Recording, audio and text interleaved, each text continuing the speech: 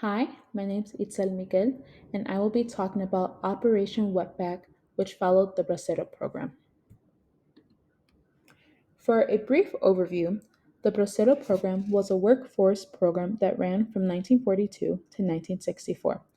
Around this time, America was having an issue trying to control illegal immigrants coming from Mexico, but also dealing with a labor shortage in the agricultural and railroad industries after World War II. To help fix that, the American government and Mexican government agreed on creating the Bracero program. Mexican immigrants would come to the United States to work, and in exchange, they would get paid. Once their work was done, they would go back to Mexico.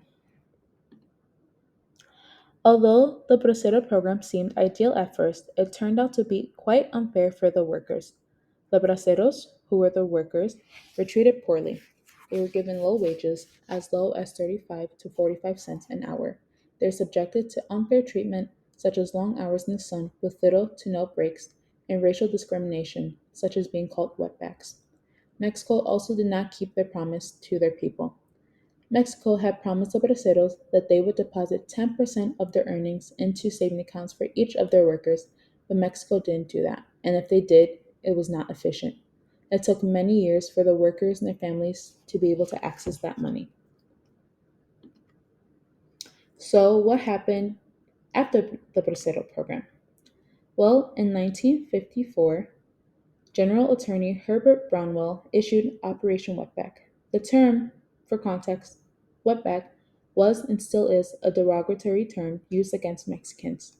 Since many of the Mexican immigrants who were doing hard labor, their backs would get all sweaty, leading to the term wetback. This term is still very offensive to date.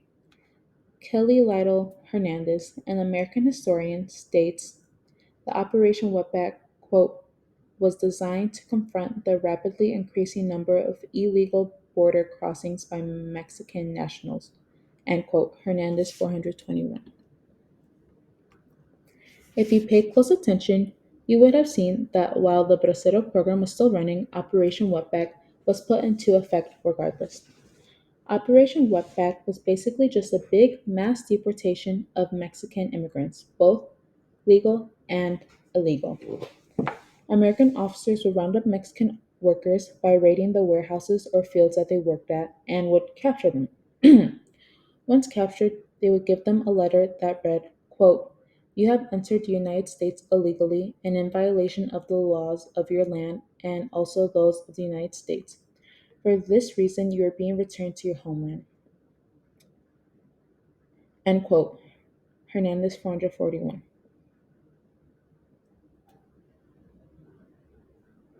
Once captured, they were handed over to Mexican authorities, and Mexican authorities had built wire enclosed detention camps to hold the deportees until they could be placed on trains with armed guards and transported to the interior of Mexico. End quote.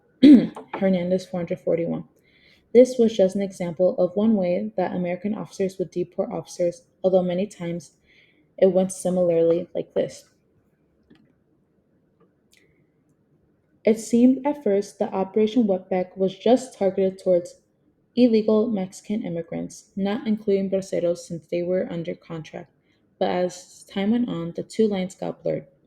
They tried to remain loyal to the contract of the legal workers, but like Madalena M. Cordia, a PhD student of the Department of History at the University of Nebraska Lincoln, states, quote, the media's coverages shift toward referring to Mexican generally as wetbacks, the increased use of the INS raid, arrest, and deport system, and the FGLOAA and INS correspondence that attempted to draw a rigid line between braceros and undocumented workers underscore the climatic shifts of the early 1950s, end quote, Cordia 167.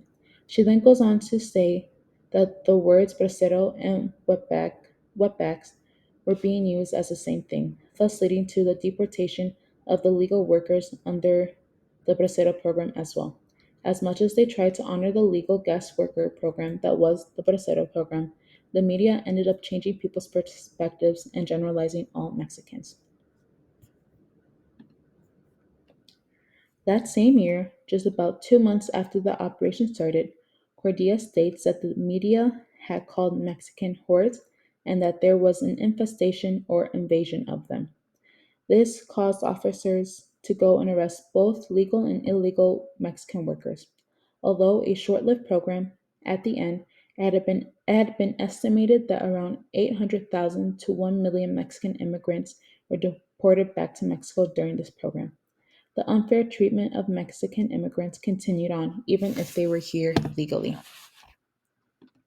And this is my works cited.